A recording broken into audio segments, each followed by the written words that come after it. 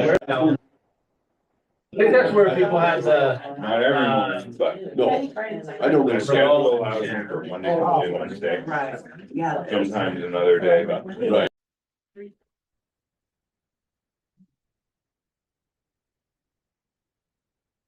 Hi, my name is Aiden. I'm an alcoholic. I just want to say it's an honor to be here, and I really appreciate Christian for messaging me and letting me be of service. And I'm excited to share a little bit about him and introduce him. I've never been to this meeting before, so I think this is kind of just where I maybe talk about Christian a little bit. And I've known him since, well, I've known him since his very last drink. And I've seen him go through some things with dignity and grace and humor. And his story has definitely inspired me in a way to continue my sobriety journey and to just get into service. And just like when somebody says do something, do it and show up. He Sorry, I've barely had any coffee this morning, so I'm a little antsy, and I haven't shared a meeting in a while. But he he's been involved and gone through the steps.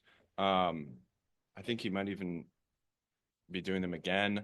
I see him at meetings all the time. He is active in the community and knows that for him, like sobriety has to also be balanced by having some fun, because if it wasn't fun, then nobody would probably do it. He goes fishing. He does all these different things across the board and really shows a good example of how to live a sober life and not just be, you know, walking around, going to meetings, and that's about it. He does the full deal, and yeah, he's still a little bit crazy, but that's okay. One time I saw him eat a spider in sobriety. Um, and one time he got his car stuck when he went fishing at Rock Creek Road, and there was a whole Facebook thread of random people who took photos of it and were calling him out for having Mississippi license plates, which was hilarious. But he handled it and he just laughed about it. And that's one of the greatest things about Christian is like whenever something happens, he either smiles and laughs or is like, we're gonna get through this and we're gonna get through it together. And that's one thing that I really appreciate about him. And he's jumped into other programs as well that are adjacent that I know. And yeah, I'm just really proud of him, and I'm really happy that he messaged me. And I like see sobriety on his face every time I see him. And yeah, I knew him before, a little bit before his last drink, and you know, it's great to see him now. And I have 100% confidence and faith in him that he knows that this is his life path. So, thanks.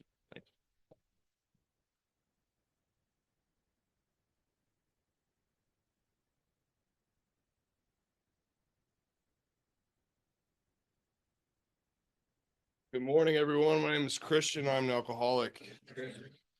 Um, Thank you for those kind words, Aiden. This is also my first meeting. I'm not in the 4D club, but this meeting. I've also had a limited amount of coffee, so please give me some grace. And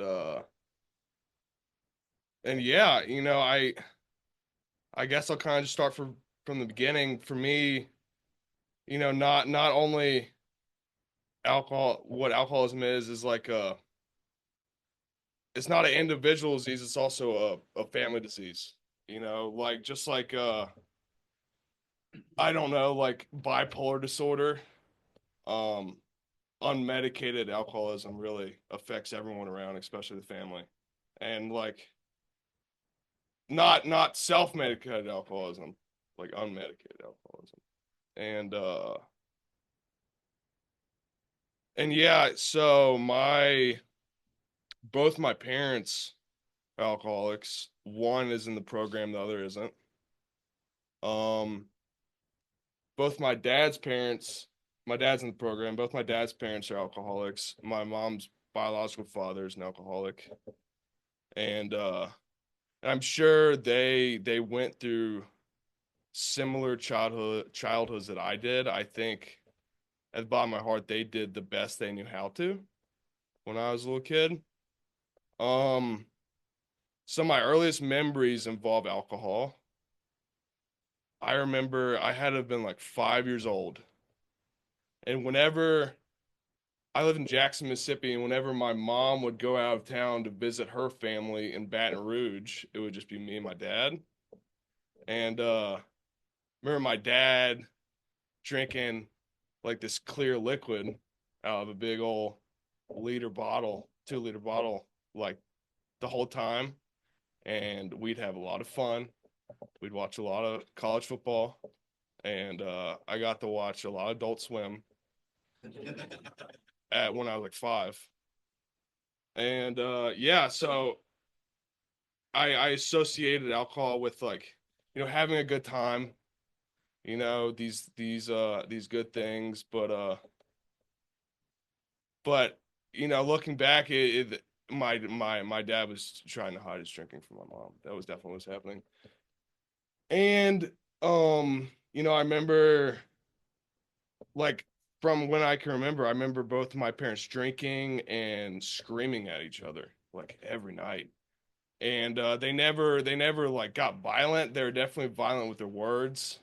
And I remember like sitting on the top of the stairs, like being really scared and not knowing what to do and not knowing who to go to for like comfort because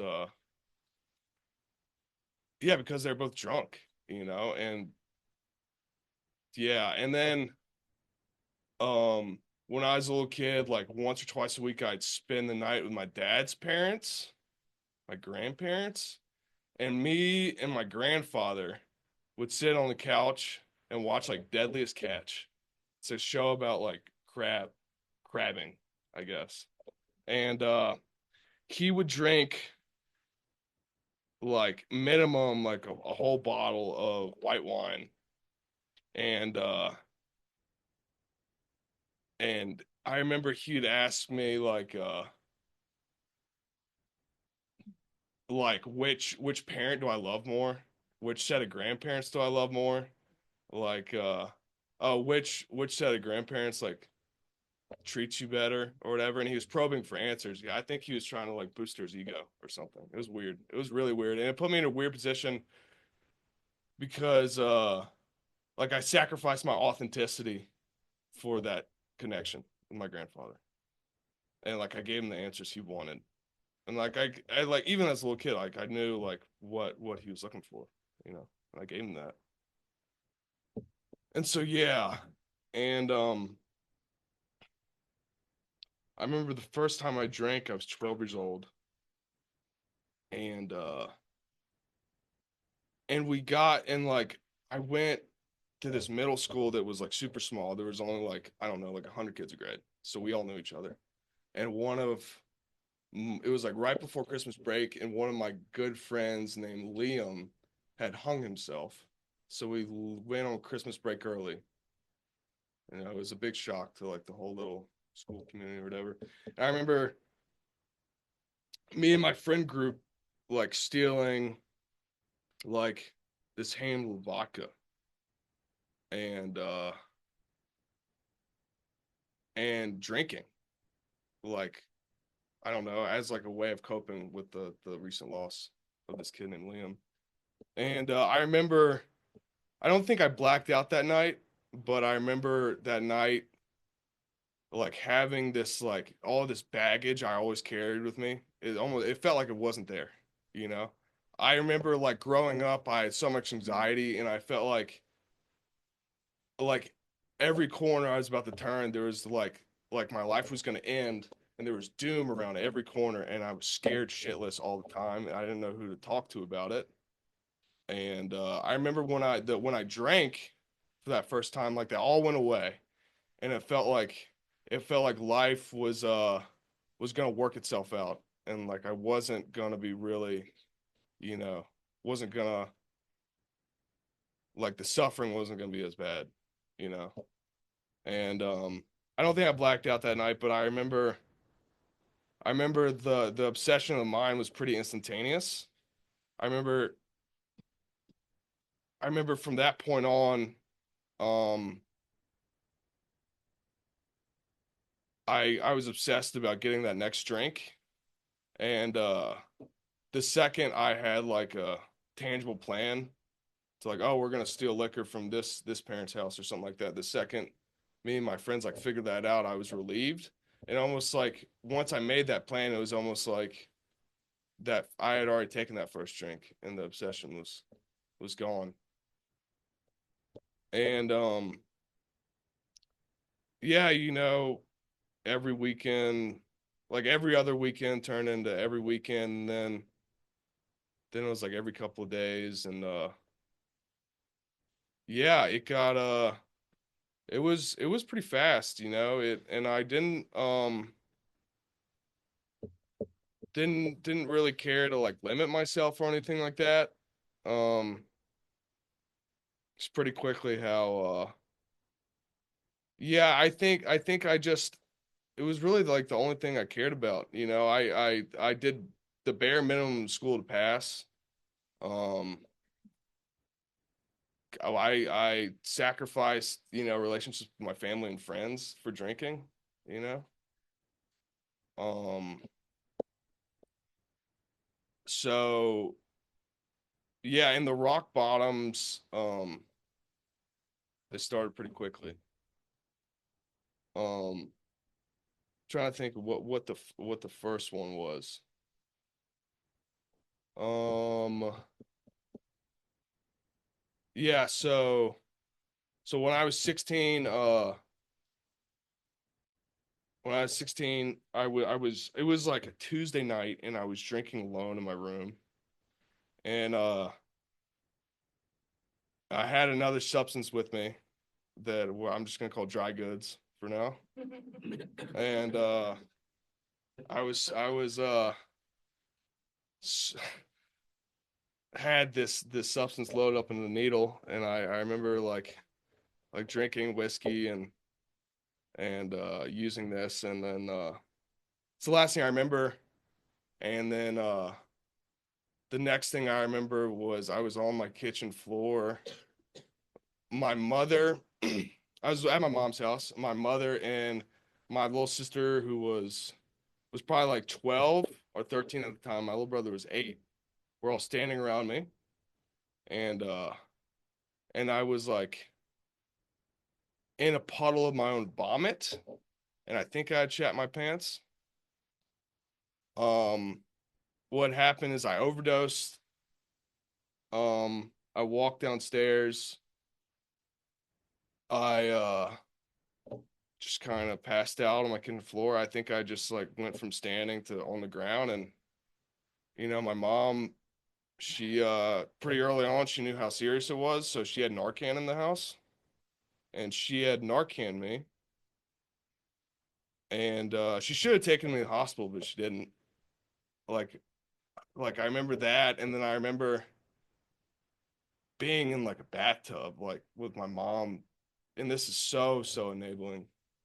What And I don't blame her, she did the best she knew how to do. And like I put her in a terrible situation, though, parents should be in.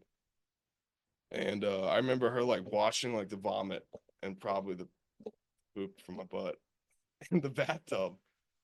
And yeah, and just man, it was like thinking back, like I remember like just the when my parents drinking, like they put me in like such a shitty place where I felt really alone and really scared. And I think this word is overused, but they traumatized me, and I did that to my little siblings. I passed on that.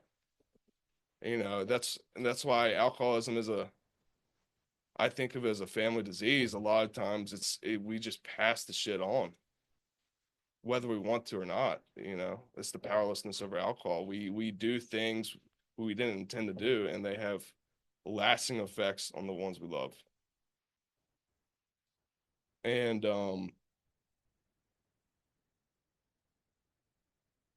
And I remember like my mom like put me in like an outpatient program. And I guess because she wanted me to like finish high school like a normal kid. And she should have sent me to like inpatient rehab. And I remember like dancing with the idea of getting sober, but I knew I wasn't ready yet. And yeah, and I remember they made me go to like they gave me essentially like a court card, and I had to go to A meetings during the week. I had to like my minimum was like 2 meetings a week, and I remember, I didn't want to be there, but I listened to what people had to say, and I don't think it was like necessarily like useless me going to those meetings. I think it definitely had some purpose. It definitely, you know, uh, put the idea in my mind that one day if I wanted a new way of life, it would be possible. And it was probably like a couple months later. I had something in my possession that some kids I went to high school with wanted, and I wanted to sell it to them. So I went over to this party, and I remember giving it to them. All right, and they took said substance, and I think like 2 or 3 of the 4 that took it had seizures. And I remember sitting there with the one that was like I thought was like the worst seizure. I mean, obviously, it's all bad, but I was sitting there with the one I thought was having the worst seizure. And and this really goes to like to a testament of like how selfish I was. I wasn't caring. I kind of was caring about this person's well-being, but I really wasn't. I was making sure I wanted to make sure they stayed alive so I wouldn't go to jail and like be charged as an adult and go to prison for decades. I didn't really care about the lasting effects, my actions might have had on this human being. I just I selfishly wanted to make sure they were okay, so I wasn't going to be punished, or like my like I wouldn't get the worst consequences. And yeah, I remember that night that thought came up again, like, man, I need to stop doing this. I'm hurting everyone around me, and this time I almost killed people. But I was like, you know what, let me do this a little longer and we'll see how it works out. And in my head, like I always knew it was getting worse, but I thought like I almost kind of looked at it as like a puzzle. Like one day I'll be able to mash the pieces and it'll stop getting worse and I can manage my alcoholism and, drink like the big book says, drink like a gentleman. Switch the whiskey out for brandy or whatever. And yeah, I mean that there's that obsession again. I was obsessed with like just figuring it out and not having these consequences anymore. I don't really think I want to moderate my drinking, but I didn't want the consequences. And and a couple months later, kind of similar thing to my overdose. Drinking mixed with other things. I went into this I don't know, illness called serotonin syndrome, and my mom had to bring me to the hospital. I don't remember. The last thing I remember doing is like drinking liquor, you know, and this thing happened to me. And I remember being in the hospital, and then the people there, the doctors or whatever, gave my mom this like medication to bring me out of it, and like they told her like if you came in like a day later, there could have been like lasting brain damage. Like pretty much what was happening was I had so much serotonin in my system that my body didn't know how to process it, and like my nervous system was kind of shutting down, and it can really do like bad nerve damage and like brain damage. And they were like, man, if you brought your son in a day later, he could have died. He could have had like these lasting effects on him. And So they sent me home with this like medicine that brought me out of it, I guess. And yeah, the last thing I remember is like taking the pull off the bottle of liquor, and the next thing I remember is like waking up in my bed and my mom telling me all this. And really sick. I felt like shit. And yeah, that, you know, for me, rock bottom, I think, it's not, because you can always keep digging. I've hit rock bottom a couple times and kept digging, but for me, rock bottom is just when reality hits you and you see your situation for what it is. And in that moment, you have just the right amount of clarity to where you can make a decision to either make a change or keep doing what you're doing. And that was another time that I saw in my parents' faces, I saw in my siblings' faces, I saw my friends' faces, which I didn't have that many at this point. I had really pushed everyone away because I didn't want to see. I knew I was killing myself. I didn't want to. I didn't want other people to see me killing myself. I knew the end of the road was either making a change or death. And yeah, I was hit with that. I saw reality for what it was, and I was hit. I had a decision to make to either keep going down the road I was going or make a change. And once again, I decided to keep going down the road I was going. And then a couple months later, I graduated high school. I was going to community college, Hines Community College. Hines is like the county I lived in. It's where city of Jackson's located in Mississippi. And I wasn't going because I wanted to go to college. I was going because I thought that's what kind of like my family expected of me and society expected of me. And I didn't really want to go to a 4-year college because I was like, dude, I'm gonna waste these people's money big time. And so I decided to go to community college, and I went to that community college for 2 weeks, and it was like a Tuesday night, and I was, the last thing I remember was drinking liquor, and I blacked out, and I think I woke up for school still blacked out, and I drank some more, and I got behind the wheel and got in a car accident, and to this day I don't know why I didn't get a DUI. Like, I can put together some contributing factors. I should have got a DUI. Like, I was going, like, it was really rainy outside. It was hurricane season where I'm from. There was like a hurricane going on. And my left side of my truck kind of sideswiped the left side of this woman's car. And I don't think I got a DUI because the weather conditions outside, you know. Another reason I don't think I got a DUI was because I was a white kid living in Jackson, Mississippi. That's a big factor from where I'm from. I grew up with a lot of socioeconomic privilege, and definitely that's part of my privilege was my race, where I'm from. And another factor was I think man, I think God was really just there lessening the blow for me. I should have gotten that DUI, but I didn't. And I remember coming to, and same situation where I'm sick in my bed, sick from alcohol and substances, and my dad explaining to me like what had happened.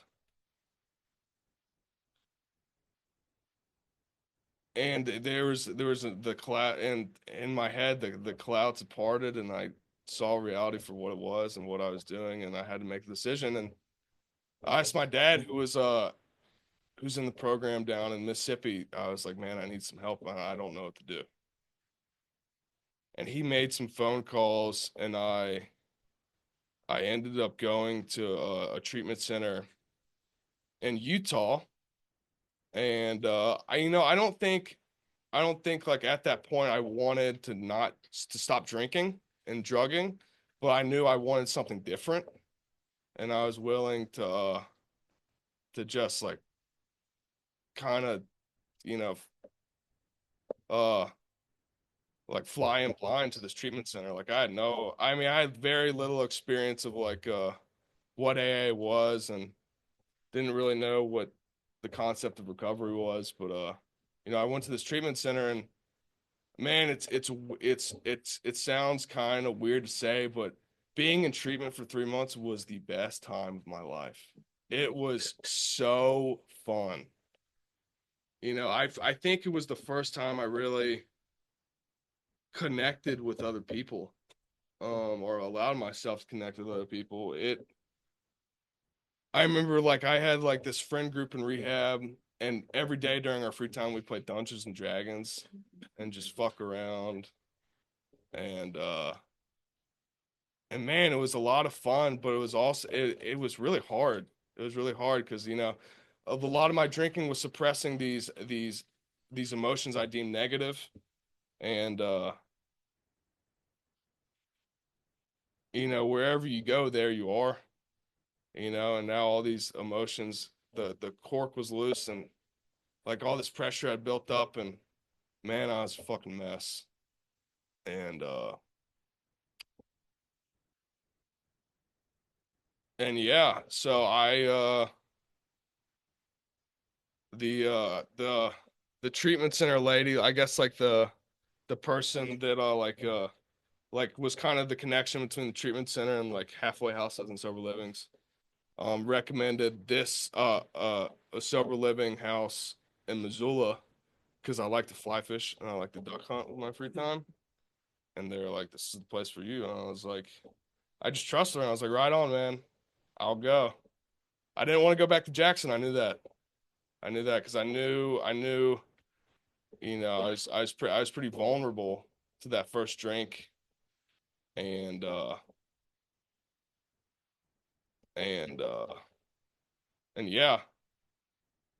And so I ended up going to the sober living house, and 3 months is how long it took for me to think that I had some control over alcohol and alcoholism. And it was 3 months for that idea to be re-implemented in my head, that I could manage my disease, and it was 4 months for me to pick up that first drink. And I remember that night I blacked out, and came to the next morning and felt shame I had never felt before, um and self-hatred I had never felt before. And Aiden was working, not to call him out, but Aiden was working at that sober living, and I remember going up to the people that like ran the place, and I was like, "Man, I fucked up last night. This is what I did," you know. And I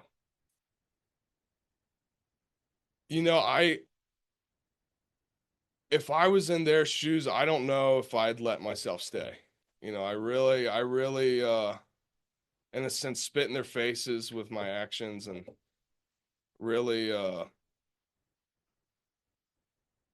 kind of stepped on their foot and jeopardized what little trust they had in me.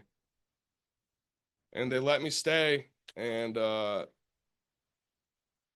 yeah, I and in a way, that desperation of that next morning of like, man, this is so real and I don't know what to do. And I'm looking for any answer, the answer which I found in these rooms. But that desperation is still with me, man. I remember in the beginning, like first month or two, I uh I went to 3 meetings a day. I'd start my morning off by going to the 8 a.m. meeting down at Unity Church, and then I'd come here at 7 p.m. for an NA meeting, and then I'd usually beg someone from this meeting to give me a ride to the 8 p.m. AA meeting. And the reason I went to, 3 meetings a day and that was my regimen every day was because if I wasn't either in a meeting of Alcoholics Anonymous or talking to another member of AA about the disease I was afflicted with, I was thinking about drinking and I couldn't stop those thoughts from coming. And I didn't have the self-control to stop entertaining those thoughts of like, oh, what if I do take one drink? What's gonna happen? What all do I risk? And yeah, man, in the beginning I had absolutely like no executive functioning skills. Like I barely knew how to wipe my own ass. And like literally I don't think I knew how to make my bed or like properly wash a dish with like soap, which is pretty disgusting looking back. But I didn't know how to because no one had ever taught me, nor did I ever care to learn. Um, all I cared about was doing what I wanted and and hurting anyone that got in the way of what I wanted. What I wanted to do was drink, drink as much as I wanted to, whenever I wanted to. And and yeah, so I imagine the people that worked at the sober living like really viewed me as a toddler, you know. I wasn't I wasn't much more mature than one for sure, like in every way. And and yeah, the process was slow, I think around 6 months that obsession of the mind left me. And I had I was working with a sponsor kind of right off the bat, and I ended up getting a new sponsor because I got to step 7 and like I did the 4 step the best of my ability and I told him all the stuff, but I didn't feel like I could trust him completely. And it was nothing wrong with him. It was just me and where I was at that time and place. So I was like, man, I think I get someone new. And he looked me in the eyes and he smiled and he said, I'm always here if you need me. And I ended up getting a new sponsor and I ended up getting a service position. I started opening for the Missoula Group of Alcoholics Anonymous on Sundays, which meant that every second Sunday of the month I had to be at the business meeting. So I started learning like what service is and what the upside down triangle represents and why it's important. And and yeah, everything was going really well. I had these friends with and I had these friends in the program, and I never had like these platonic intimate relationships like these before. Like it felt like these people love me unconditionally and love me for exactly who I am, all my character defects and faults and all. And it was really cool. And somewhere between 12 months and 18 months sober, I think my spiritual upkeep, that this daily reprieve I've been given. um I was going through all the motions, but I think I stopped praying, and I was still doing my 10th step, but I stopped praying and like seeking conscious contact with the power greater than myself.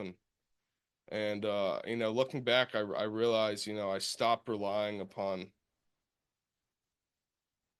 a power greater than myself to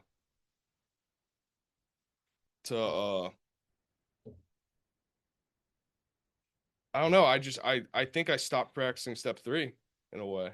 I think I stopped giving my will and my life over to a power greater than myself, which I choose to call God. And what I did was I just stopped praying. I've always been told prayer is talking to God and meditation is listening, and I stopped doing both of those things. And that obsession didn't come back, but I started thinking about ending my life, which I'd never done previously, and that really scared the shit out of me.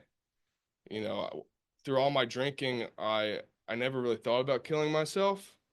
Um, I knew I was gonna die. In a way, I was killing myself. You know, I knew my life was either gonna end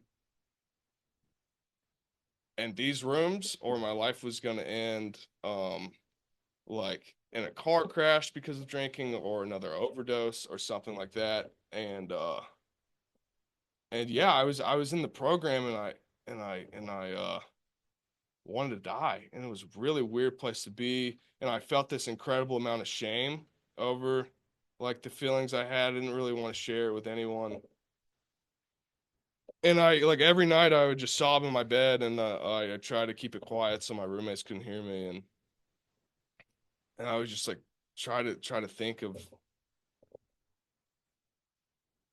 um try to think of like the answer to my problem, which was myself.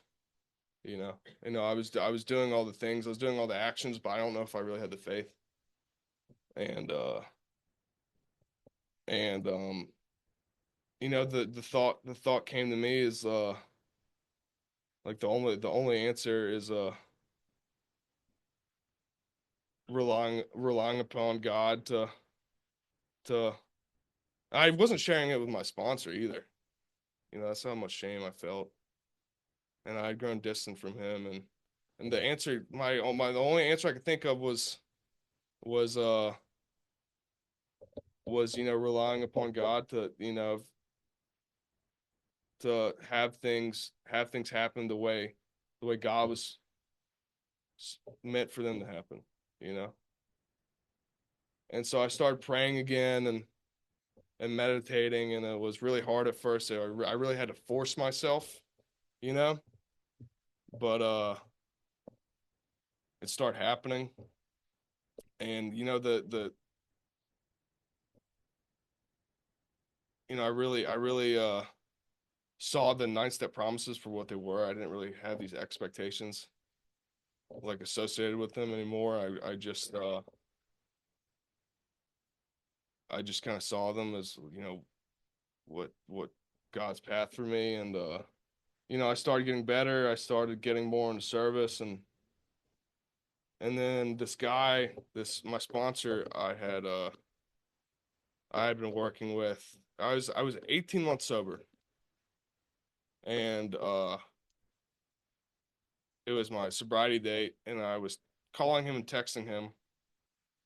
It's like, hey man, it's my sobriety date. Can you meet me? Can you meet me at my home group and give me my coin? And so I was waiting. It was like 7 p.m. The meeting started at 8 p.m. I was waiting for a response from him, and then he texted me back, and he said he's been drinking since last night. And man, to this day, I hate to say it, but I think that was the best thing he ever did for me, was start drinking again. Because I had always I knew like I wasn't immune to the first drink, but I always put other people on a pedestal. Like, I'm not immune, but other people are. My sponsor's immune. He's got this. And it really put into perspective just how we're just all equals in this disease. And because we're all vulnerable to going back out again, man. And yeah, that was a really scary time in my sobriety, because it made me question everything. Like, it made me question, like, am I doing enough? Like, am I praying enough? Am I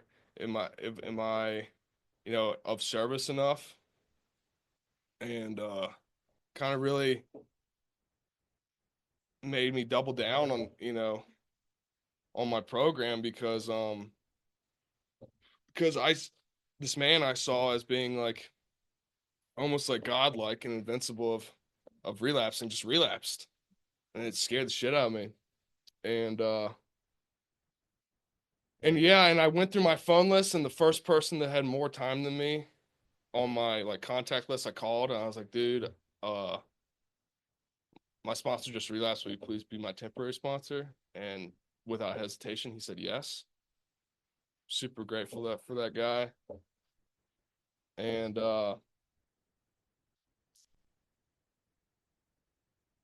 yeah, you know, I like selfishly, like I was on step 4 with this dude that just relapsed, and I was like, fuck, I'm gonna have to restart. Because I was like halfway through my 4th step. My second 4th step. And so I kind of dated around for a new sponsor, and there's this one guy I saw that like I respected a lot, and we went to Cracker Barrel, and I was like, will you be my sponsor? And he asked me if I was on any antidepressants, and I said, yeah, I take this thing called Wellbutrin. And he was like, you know, I really like you, but I can't sponsor you. And I think if I was newly sober, I would have gotten really mad, really, really mad, and he explained why he thought he couldn't, and but I didn't get mad, you know. I just was like, you know, man, I really like talking to you, and now that you've explained to me, and now that you know, I try to practice the principles in all my affairs. I had this open mind coming in, and I saw where he was coming from, and I was like, you know, I still really like talking with you and shooting the shit, but yeah, I'll keep looking, and I still got that man's contact in my phone today, and whenever I see him at meetings, I like to talk to him. This really old cowboy, and I think it's pretty cool. But yeah, and then this dude that I had known since like day number 1, like texted me, and he's like, hey, you know, I know you're still looking for a sponsor. If you ever want to talk about like who I think might be a good fit for you, you know, I'd love to do that. And like I just saw that as like, well, this is God saying like this dude should be my sponsor. I just asked him. You know, I was tired of looking. You know, I just he reached his hand out, and I was like, will you sponsor me? And he was like, sure. And yeah, so I'm about to do the 5th step with that man right now, and which is super exciting because this guy, you know, I think you for me it's like I look for in a sponsor like something like I want their life, you know? And and this guy this sponsors me now is I think is really cool, and I really admire him, and I want a life that he has, you know? And yeah, so here I am now, and I have 2 years and like 2 weeks, but I still feel so new. I mean it's a good start, you know, 2 years. That's what I think of it. I still feel like a newcomer. I still feel like I'm on my first 2 weeks. And you know, I think you know, I'm still very much that same person that walked in the room. I'm still incredibly selfish and self-centered. I still I still, you know, I still like up here I'm still that same person, but you know, I think going through the steps and you know, I hate to say it, but taking the cotton out of my ears and putting it in my mouth and just listening, I've I've found a solution to my problem, which is myself, you know. Um my natural instinct is to be selfish, you know? Like honestly, I really wanted duck hunt this morning. I really did. I killed my limit yesterday, and I could have done it today. But I knew if I didn't come speak, you know, that's a big step closer to my first drink, you know? that's the, that's why I try to the best of my ability with my free time be of service, because if if I'm not thinking of how I can help someone else, I'm thinking of myself and how I can help myself. And that's a dangerous spot to be in for an alcoholic like me. That self-centeredness. And yeah, man, AA has given to me more than I could have ever asked for. It really has. And I'm incredibly grateful. And I don't think I can ever repay Alcoholics Anonymous for the service it's provided me, but I sure can try. And for me, that's pretty simple. It's whenever I'm asked to be of service, I say yes, no matter what what's going on in my life, like duck hunting, I guess. And I reach my hand out to the newcomer, and I ask people that are struggling how their day's going and how can I help them. A lot, and most of the time helping them is just talking about their problems, and I'm always happy to do that because going back to that selfishness, I don't I at the end of the day, like, I don't sponsor people and reach my hand out because I inherently want to do so. I do it because if I don't, I'm gonna drink again. Like, that's just who I am. It's like, that first drink, I think, is just, it really is an arm's length away. And just because I don't have the obsession of the mind anymore, or the compulsion of the body, I still have the allergy. And and that compulsion and obsession can always come back. That's never relinquished or whatever. Yeah, thank y'all for letting me speak. Stanley, thank you for asking me, and it was super fun. So I'm gonna go sit down.